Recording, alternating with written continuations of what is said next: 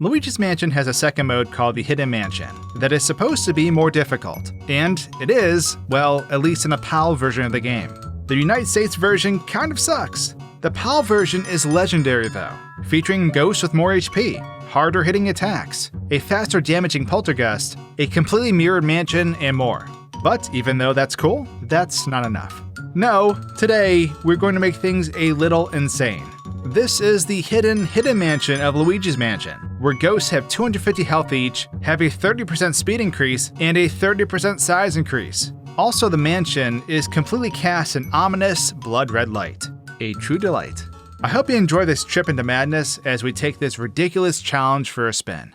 Hey Luigi, your bed's looking a little dusty over there. Isn't it time you got rid of that 50-year-old mattress and got something nice? Well, you're in luck, because today's sponsor Helix makes amazing beds that are customized to your needs, and they ship them right to your door, even if you live in a creepy mansion. About a year and a half ago, I took the Helix sleep quiz to match my body type to the type of sleeper I am, as I tend to sleep on my back specifically. The Dusk Luxe mattress was my match, as I was looking for something with a medium firmness, and they shipped it right to my front door all rolled up and packaged nicely.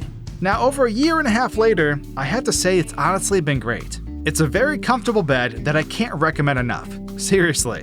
Helix's shipping is free in the US, and there's even a 100-day sleep trial to make sure you love it, in case you're worried about buying a mattress online. If you don't like it, they'll pick it up and give you a refund. There's financing options available, and also a 10-year warranty on your Helix mattress. So if you're looking to upgrade your dusty old bed, visit helixsleep.com/SwankyBox to get up to $200 off your Helix mattress, plus 2 free pillows. And a huge thanks to Helix for sponsoring this channel over the years.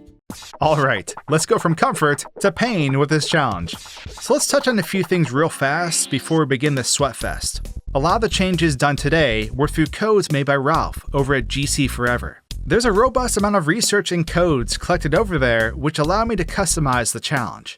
Besides the red lighting, Luigi was also given the old blue poltergeist nozzle, and I may have made some other glitchy adjustments to certain ghosts which I'll touch on later. Now, while a lot of things are stacked against us, Luigi's HP, on the other hand, is increased to 200, because we're going to get beat down pretty hard, and I mean that. When I first set that HP, I was worried it would make it way easier, and at certain parts in this challenge, I wish I had 200 more. Good grief. First up, we need to grab the key and meet up with good old Egad. He's looking a bit chonky in his lab, as the size code affects him too. Although, his training exercise this time around seems a bit brutal. We get our first test with a ghost, and oh my lord, this is going to take forever. Grabbing all the ghosts at once is intense though. It's crazy seeing 1,250 HP in total across all 5 of them. Even getting dragged on the ground for a moment does almost 10 HP each time. We move on from this test as a failure, but our sadness is cleared up as we encounter a big toad in the lobby, and thus our quest for suffering officially starts.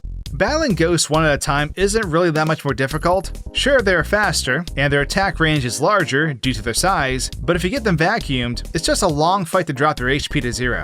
But the Hidden Mansion isn't known for one-on-one encounters. No, it's known for getting jumped by a gang of ghosts in the streets. And this is where things become very difficult. Ghosts take so long to defeat that you must maneuver around other ghosts who do not stop attacking. And if you get flung off a ghost, you're going to get hit while you're stunned because the other ghosts are fast. So it's a lot of vacuuming and letting go before you get hit. Damage adds up pretty fast if you're not careful, as you can see by Luigi's HP. I was pretty rusty here, but eventually I became a chiseled god. Or so I think. Speedy spirits and other regular ghosts also have 250 HP, which means Luigi probably isn't getting billionaire rich in this run. Also, fake doors are huge, but we must not cower in their dominant presence. Now, one of the unfortunate parts about this run was that I was not able to increase the HP of the portrait ghosts. I mean, the majority of them are rather easy anyways, so I didn't really see this as a total bummer, given the real challenge is the Legion of Ghosts in most rooms. I don't think I ever noticed this before, but the door animations for Luigi grabbing doors actually don't get mirrored in the Hidden Mansion, so the close-up shots don't match the mansion. Now, although portrait ghosts don't get a buff in HP, bosses like Chauncey do, and this additional HP makes the fight a lot longer. Chauncey's toy balls are much bigger too due to the size increase code, despite Chauncey not being affected. After a long and tedious battle, Chauncey goes down, and Area 1 comes to a close. And this is when I realized the Ghost Portrificationizer is screwed up too, due to the size code. So the cutscene looks really funny. Everything is misaligned, and you can see how the ghosts appear and move throughout the machine in the glitched state. Onward to Area 2, where this challenge immediately gets a huge shift in difficulty. Remember how I mentioned earlier how I messed with some ghosts? These are those glitchy adjustments. Ceiling surprises now try to punch you. I mean, they fail horribly, but they do try. They also become invincible, so that's a huge red flag. Bowling ghosts have 250 HP, which, that's depressing. I gave white Shyguys a punch attack, and that was a huge mistake too. Purple Shyguys were given the ability to grab Luigi, and both of these things broke the game, turning these two into invincible nightmares who would not give up their masks no matter what. So in order to progress, I had to restore their abilities. And, this Shy Guy room takes a while, as you might imagine. But luckily, not all the enemies are aggroed. The room after this, where we free the boos, was also challenging as well, since it's a small space with lots of big-sized ghosts. After the boos are freed, we then re-enter the mansion, and it seems boos are immune to the HP buff. Can you imagine chasing every boo with 250 HP though? I'm counting my blessings. As we continue further into Area 2, we come face to face with a very, very difficult room. The Mirror Room. This room contains 6 mirror ghosts, which are the turquoise variants of the grabbing ghosts. You have 2 of them at first and then 4 at once. This is extremely difficult because these ghosts are honestly the worst kinds to encounter. I mean that. Grabbing ghosts are the deadliest ghosts in this run. The reason being is they just have to touch you to inflict their grab, and their grab has the ability to pull you out of your vacuum cycle in more than one way. You can either take damage from them canceling your attack, or you must shake your control stick to avoid their grab damage, which significantly reduces the damage you are dealing to the ghosts you are vacuuming, since reverse control stick movement is how you deal fast damage. Shaking them off and preventing damage only works if you were previously damaged too, to my understanding. With their size increase and speed increase, they approach Luigi very fast and continually respawn all around the room. It's a nightmare, man. You have to get lucky and pull aggro from the group in one of the corners and defeat them one by one, since it's tricky to get multiple ghosts at the same time. It took me over 2 hours to beat this room, but by the end of it, I learned so much about this run, and I leveled up a ton as a player. The experience was priceless because of that. But by clearing this room, we get something extremely useful for this run: the Fire Medallion. This will allow us to hold ghosts in place and damage them with elements, significantly making mobs easier to deal with. With that said, the notable remaining areas in this section of the game are as follows. First, the Laundry Room. The tight space and timing of the enemies is annoying due to the room size. Second, Mr. Lug's room, because each of the servers now has 250 HP that you need to drill through to make sure Lug's plate does not refill. Third, the Kitchen has 2 purple punchers and 2 flashes at the same time. And given their speed, it can be a bit tricky to deal with them. Stick to the corner and pull aggro from a few at a time to slowly deplete their HP. Making your way to Bogmire, we'll encounter him in the Blood Red Arena. I can't tell if the speed increase was affecting his clones or not, but even with 250 HP, the fight isn't too bad. It just takes longer. Now with Area 3, I was met with a few surprises. The cutscene in the well was fighting between normal lighting and the red light, so it was flickering all weird. And immediately after that, we are presented with another issue. Purple bombers and ceiling surprises normally have 0 HP, so as soon as you vacuum them, they die. Well, when their HP is boosted to 250, their logic gets goofed up. Their HP doesn't decrease because they're supposed to be one-hit KOs, but their HP was set above 0, so they become faulty. This doesn't happen with bowling ghosts, which is interesting. This is a problem because this dude has a key I need, and he only drops it upon death. So, what's the solution? Elemental flicking. When a ghost gets hit by an element, they take 5 damage before the element wears off. However, by flicking our element off and on, we only use a fraction of the total element stored. It takes a long time, but after 30 successful flicks, we can defeat this ghost and grab a key.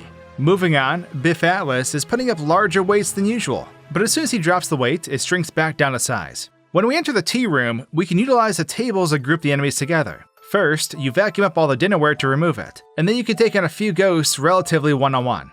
A pack of Shyguys will eventually spawn into more ghosts, and the only way to survive at this point is to drag all the ghosts into the corner and flick your element on them as a group.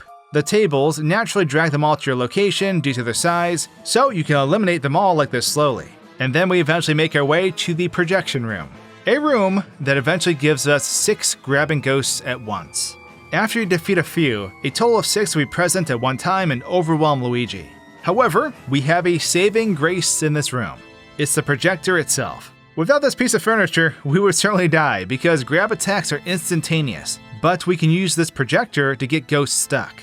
Ghosts will always walk straight towards Luigi, but if the projector is in the way, the ghost will continually move up against it because it's large. So by doing this, we can stay to the left side and force all the ghosts to unload and eventually spawn on the right side. We just have to be careful not to flash any ghosts on the right side and reset them with our flashlight. After the room is calm and no further ghosts will spawn in our radius, we can then fire flick around the projector to hit the mob of ghosts on the other side. I was lucky to get 4 in one pack, and I slowly burned them and conserved my firepower while doing so. Once we were down to the final 2, I used the same tactic to conserve my HP. I was terrified of this room going into it, but this is a lot easier with the fire medallion and the furniture aiding us. Even though by numbers it was a way more difficult mirror room, it ended up being way easier, and I cleared it in about 15 minutes. As I moved along, the twins actually surprised me a bit, because one of them had 100 HP, but the other had 250. So the code only worked on one of the two, which I thought was interesting. It isn't long until we cover another decently brutal room with 3 waves of enemies. The outer room starts out with 4 garbage can ghosts, then 4 grabbing ghosts, and ends with 3 gold ghosts and 2 Mr. Bones. The worst part is, there is no furniture cover as the candle stands aren't big enough, and we can't get behind the larger furniture in the back. So we have to camp in a corner and aggro certain ghosts at a time. The 4 garbage can ghosts are tedious, but if you don't get greedy in your damage output, you can wipe them out one by one without taking damage. Now comes the fun part, the 4 grabbing ghosts. Turns out we can be a bit more risky with this, because 2 of the grabbing ghosts only hold you and don't cause damage. The goal is to aggro 1 red and 1 white, and then eliminate the reds due to their powerful attack. By sticking to the corner, we can isolate them if we get lucky, and we can slowly defeat them. The final wave is more of the same. Stick to the corner. Gold ghosts and Mr. Bones can't hurt you until their animation finishes, so just banish the ones you don't want to deal with temporarily and deal damage on the one that's left. Leave the others inactive on the other side of the room. We pick up Mario's star from Mars, and although I didn't take time to cover each and every one in the video, we now have all the Mario collectibles. Onward to the Safari Room. Another 3-wave room that's very intense. 2 blue blazes, then 2 blue blazes with 2 purple bombers, and then 4 blue blazes with 2 purple punchers. Good grief. Every phase of this room requires the ice ability, so it needs to be conserved for the entire fight. You can leave the room, but this is where Luigi proves that he's not a coward. So, self-imposed new challenge, don't leave the fight club. It's possible to do this room without leaving, but it's very hard, and it took me around 20-something minutes to complete. The first 2 enemies aren't really an issue, but due to the increased enemy sizes, this room fills up fast. On wave 2, you have to defeat the blue blazes slowly, and then eventually try to ice your way through the 2 purple bombers. You need to save your ice though, because you'll need it to get rid of the water element protecting the final 4 blue blazes. And this last part gets very overwhelming. I piled up all the enemies and exhausted what little ice I had left. Luckily, this combination of enemies means all of them have attack delays, so it becomes a very long game of banishing all but one enemy and getting about 30 damage in before the others respawn. Hence why this room took me a long time to beat. I'm now getting the hang of this a lot more compared to earlier rooms, but it's still a doozy. And with that, we make it to Boolossus, finally! Boolossus isn't an HP-based boss, but it is a pain and suffering-based one, so I do what I always do and pull my hair out in agony. On to Area 4. We grab a phone, get jumped by a mob that is very much another brutal fight, and then head downstairs to restore power. Luckily, we can run from most encounters until the power is restored. Eventually, we'll make our way into the cellar, but the way enemies are divided up in here makes it easier. We have 2 sets of enemies that are triggered by objects in the room, so we only have to activate 1 set at a time. Now the roof is pretty interesting, and once again, we're in it for the long game. You start with a pack of Shyguys, which can easily be soloed since the respawn point for them is in the center of the roof. But then you get 6 flashes that spawn in. Pro tip here, don't run for the ladder. Unlike in Star Wars, having the high ground is a severe disadvantage because Luigi can only aim his flashlight and poltergeist up and not down. Mamma mia! I'm dead. Bottom left corner gang, rise up because we're doing a tag team battle against 6 ghosts. Ghosts can only spawn in based on Luigi's position and rotation. So by locking ourselves into this back corner, we can rotate Luigi to spawn in ghosts and eventually isolate 1 or 2. We then can vacuum them, and because we're up against a wall, we can mash our control sticks to hammer out severe damage and prevent Luigi from being dragged much at all. The second other ghosts pop up, we abandon the cause though, and we banish all the ghosts around us. We then head to the corner and repeat. It's a defense-first strategy, but it will keep you alive as you slowly eliminate your foes. Wave 3 consists of individual ghosts who only spawn once you get to their position around the fire, so you can solo the spirits here. There's a 250 HP bowling ghost up here though, for some reason, which is kind of funny though. And if you're thinking about being greedy and going into the secret room, just don't. Unless your family can cash in on your life insurance policy, it isn't worth the army waiting for you down there. I think there's like 8 or 10 purple punchers that appear all at once, and it's absolute chaos. So the room is obviously sealed for a reason. Heading upstairs, the armory is pretty straightforward and won't make your fingers bleed. Ghosts are just hidden in the various suits of armor. The sitting room has multiple elements spawn in it, so you can be excessive with your elemental powers and you don't have to worry about conserving them. Same with the pipe room. Even though it is full of purple bombers, you get infinite ice. When the second phase starts, trap all the ghosts on a wooden plank on the left side of the room, and they'll be in a straight line and can take continual elemental damage. It's like a conga line, where ghosts are forced to dance until they quite literally drop. Now this takes us to the true ultimate test of this run. A room I've been dreading since I was cornered in the mirror room in Area 2. This is the Vincent Van Gogh fight. 35 ghosts in a row, 1 set of health, and 1 tank of elemental energy. Do you have any idea how long it takes to deal 8,850 damage in Luigi's mansion when you can only do quick vacuuming bursts? A long time. And that's only if you survive. I started as a novice when I began this challenge, but now I'm a seasoned champion. We set up camp in the bottom left corner, and Luigi's mansion now turns into a tower defense game. The problem with this room is that enemy ghosts are always aggro, meaning they'll respawn by themselves and can charge Luigi forever. It's a constant assault that never lets up, and you can't hide. And of course, you have grabby ghosts in the middle and purple bombers at the end. The gold ghosts start off the fight. Our goal is to use our flashlight to control ghost spawning so that we can reset 4 ghosts around a similar time, allowing us to hit 1 ghost for 25 vacuuming damage. You can vacuum all the ghosts at once, but it is risky due to their size. Sometimes you randomly won't get one of the group, and it will cost you HP. However, if you do land them all by funneling them into the corner, you'll get some massive damage. Just don't get dragged on the ground. When the purple punchers come out, do not multi-grab them, because you'll only ever get 2 at most. We have to play this safe, because we are going to take some pretty hefty damage when we get to the grabbing ghosts. Even playing it safe, I still got down to 156 HP, and after a total time lapse of 22 minutes, I had only cleared the gold ghosts and the purple punchers. Blue twirlers were up next, and these guys were even more annoying, because their attack sends out a shockwave that can hit you. So you always have to ensure they are banished completely before attacking the one you want to go for. Because of how heavy they are, they're almost always going to drag you out of your corner, which will activate the area effect attack of the others. So you have to be quick to make sure you don't get knocked over. It took me around 18 minutes to clear this section by playing it safe and trying not to take damage. In total, I now have 150 HP, having only lost 4 HP due to being dragged by the blue twirlers. But now, we are in for the fight of our lives. Throw all carefulness out the window because it's panic mode. 5 red grabbing ghosts on repeat, over and over. Grabbing ghosts are insanely fast with the speed buff, and they slowly accelerate the longer they're on the ground. I've mentioned this before, but what makes these guys deadly is that their attack activates the moment they touch you.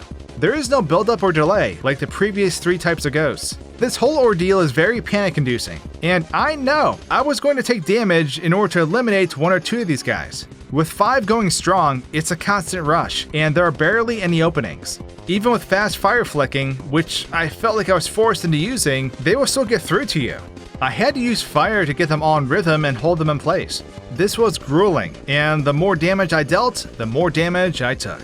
A half hour later, I made it through with half my fire gone and only 74 HP left.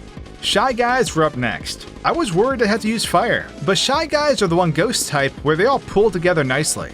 Not only that, but their movement allows them to all stand on the same space, so we can actually initiate a 5-way vacuum on them. This lets us clear this wave relatively fast. And when you KO multi-vacuum enemies, small hearts spawn.